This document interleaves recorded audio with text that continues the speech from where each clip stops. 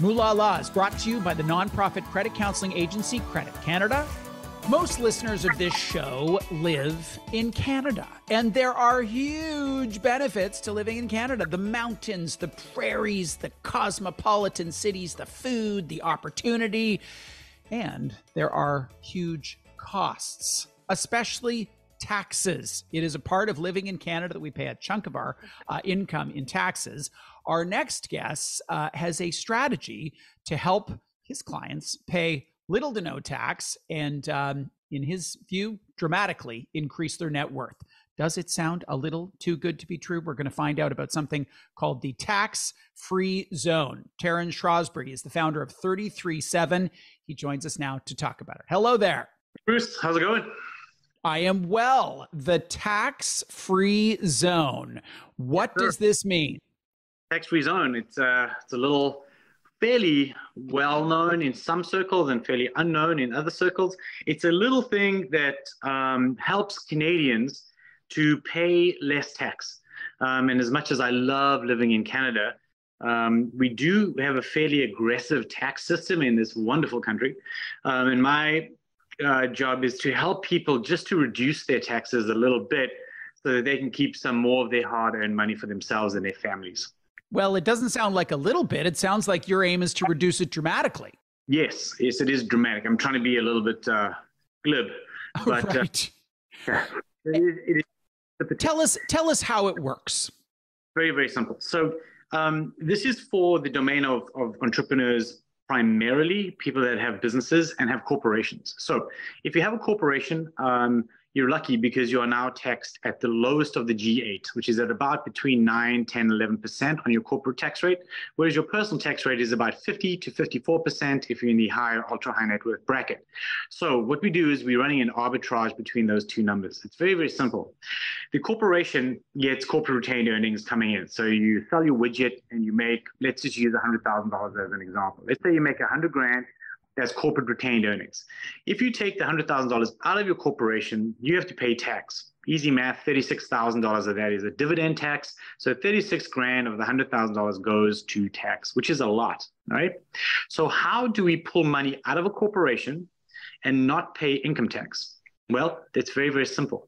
The corporation buys what we call the tax-free zone. The mechanics behind that is the corporation takes the $100,000 and buys a participating whole life policy owned by the corporation. So let's use Sun Life or Equitable Life as an example. Let's say Equitable Life sells you this policy. So you take $100,000 and you pay the premium, which is $100,000. Right? You then go to a third-party financing company. Let's use Scotiabank as an example. Scotiabank then funds you back the $100,000. What have you done? You've essentially exchanged income for a loan. The loan is now taken personally. And as you know, Bruce, loan income is not taxable in this country or any other country in the world. Therefore, you've taken your tax rate from 36%, which is your dividend tax rate, down to 0% because it's a loan. So now I've saved you $36,000 per $100,000. That is the tax-free zone. And you make a fee in some way. This is not out of the kindness of your heart to help these entrepreneurs. How do your economics work? This is the most wonderful thing. My hand is never in your pocket. I get paid a commission directly from the insurance company. So my services are 100% free to my clients. And at what asset level or income level does this strategy make sense? You used $100,000 as an example. Would it make sense for an entrepreneur who has retained earnings of just $100,000, or is this something for those who have 10 times that? Yes, because don't forget, Bruce, this is an ongoing situation. So you're doing $100,000 a year for a minimum of 10 years. So the solution lasts forever, but the commitment is $1 million. So it's a minimum of $1 million. Over the 10 years. So the wherewithal is you would need to make about $250,000 gross for you to make this work. So our rule of thumb is, generally speaking, $5 million of personal net worth, which is basically you just have a house in Toronto, which is kind of crazy, but true. So generally speaking, $5 million of net worth and making about $250,000 a year, that will afford you the ability to do $100,000 of the tax-free zone per year with no muss, no fuss. That's kind of the benchmark. You named a couple of mainstream institutions, Sun Life, Manulife, Scotiabank, whatever. So the big insurance companies and the big banks. Are they clear that this is how some clients are using products like whole life insurance? Yes. So this is $1 trillion industry with a T. It's been around for 147 years, not only in Canada, but in every other country in the world.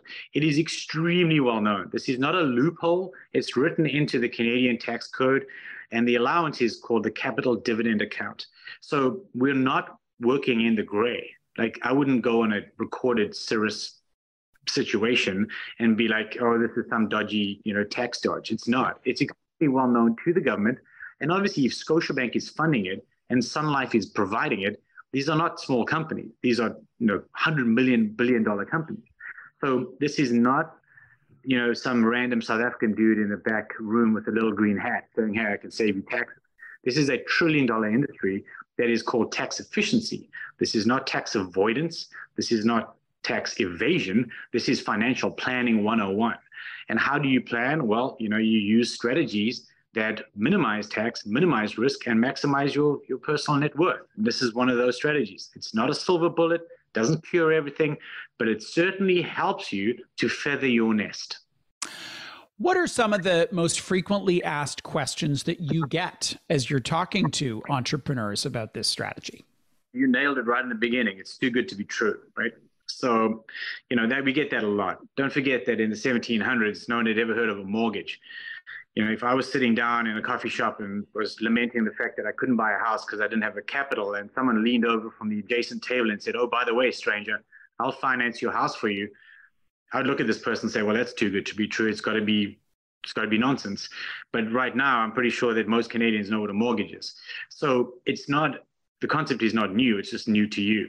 So it's a very, very interesting concept because it is not that difficult to understand. So we get the too good to be true. That's one of the first things that comes out. And then the second thing is always about, oh, is CRA going to flag me for audit and that kind of stuff? And I'm like, no, it's not, because it is life insurance, and you do need life insurance as a business owner and all that good stuff. The other questions are affordability. How much do I need to make, which we've addressed. And there's a couple of other sort of longevity questions about, how do I do estate equalization, and can my kids get the benefit, et cetera, which is, yes, they can. There are the mathematical questions and whether or not you surpass the threshold for this to be a fit. There is also some values questions, I think, for people who would consider doing this. There are those who would say 100%, I'm doing whatever I can to be as efficient as I possibly can on taxes. And others would say, listen, I am a high income earner. I expect 50% of my income is going to go to tax to fund the roads and the hospitals and the schools and the defense and education and all those sorts of things. And I'm oversimplifying the 3 levels of government, but you get the idea here. Do you think there are those for whom this just is inconsistent with their values as Canadians? Yeah, there's the happy taxpayer, and then there's the person that wants to wants to pay as little tax as possible. And that's goes down to your core values and all that kind of good stuff. Do remember that there is a thing called death and departure tax. So when you do die in Canada, they have a nice little thing called death tax, and that's another 25% of your estate goes to the government. So either way, you're going to die and you're going to get taxed again. So if you're fine with paying 50% through your life, and then when you die, pay another 25%, once again, happy taxpayer, then that's good. That's okay. So most of my clients they pay, we pay GST and sales tax and probate tax, and it never ends. Like, we pay tax on our investments, et cetera, et cetera. This is just one little slice of relief. It's not like it doesn't take your tax bill to zero completely, but it definitely helps. But yeah, to your point, it's your personal choice. If this is not for you, and if you want to keep paying tax, happy day. Yeah, again, certainly we have listeners to this program who are high net worth, ultra high net worth. And then we have most listeners who are regular people. They got regular jobs. They don't have the ability to take advantage of a strategy like this. And I can imagine for them, it's not super palatable to think about the richest among us paying virtually nothing on income tax. Correct. Absolutely. So this is the domain of the high and the ultra high net worth, and it has been for generations. Elon Musk doesn't pay a lot of personal tax because he uses Tesla stock as leverage, right? So he pledges the stock and he borrows against it. And that philosophical argument has been going on for longer than we've been alive, and probably will continue to go on long after we're not here. So that comes down to personal preference. I don't know. I'm okay with paying what I think is my fair share. I don't think that ultimately, if you're paying 54% income tax, plus you're paying real estate tax, plus you're paying sales tax, you're at about a 75% tax rate. I think that's a little high. So that's just my personal preference of not paying that much. But, we can sit here and, but debate the finer points of how much we should be paying for quite a long time. What do you think's your fair share? Oh, it is such a complicated question.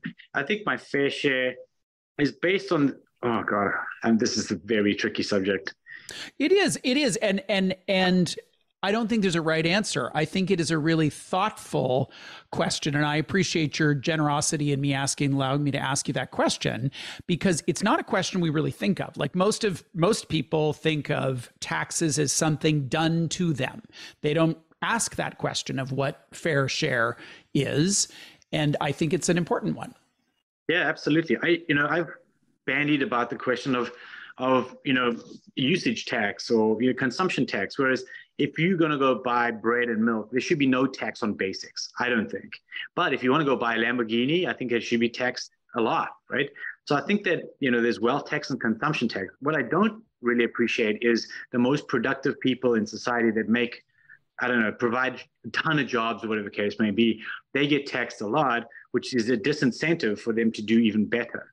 Whereas, but then again, that comes up against some moral issues. So I wish I knew the answer. Like, is there a flat 10%? Like, if everyone just got taxed at 10%, does that actually make more for the government? Some people say that does, because it incentivizes people to, take more risk and put more, profit back into their businesses and hire more people, and it's good for the economy, et cetera, et cetera. So I think taxes should be dynamic, and the system is complicated, and unfortunately it's unfair the way it is now, and it's not getting any fairer in any country in the world. It's getting worse, which means the wealth divide is getting more and more stark, as you can see. There's not one country in the world where the wealth divide is diminishing. It's increasing everywhere. So you're either on one side of the wealth divide or the other. And it's, if you're on the side of the not so wealthy, it's tricky, difficult, right? And it's getting more difficult. How do we solve that? I wish I knew. Well, you just figure that out. And once you've figured it out, we'll have you back. We'll talk about that other side of the equation. Derryn, thank you for joining us today. My absolute pleasure, Bruce. It's always wonderful to chat to you. Thank you for the invitation. You're totally welcome. Derryn Shrosbree is the founder of 33/7, and we were talking about something that he calls the tax-free zone, a method, as Derryn has said, has been around for a long time, that enables high net worth, ultra high net worth people to pay less on income tax.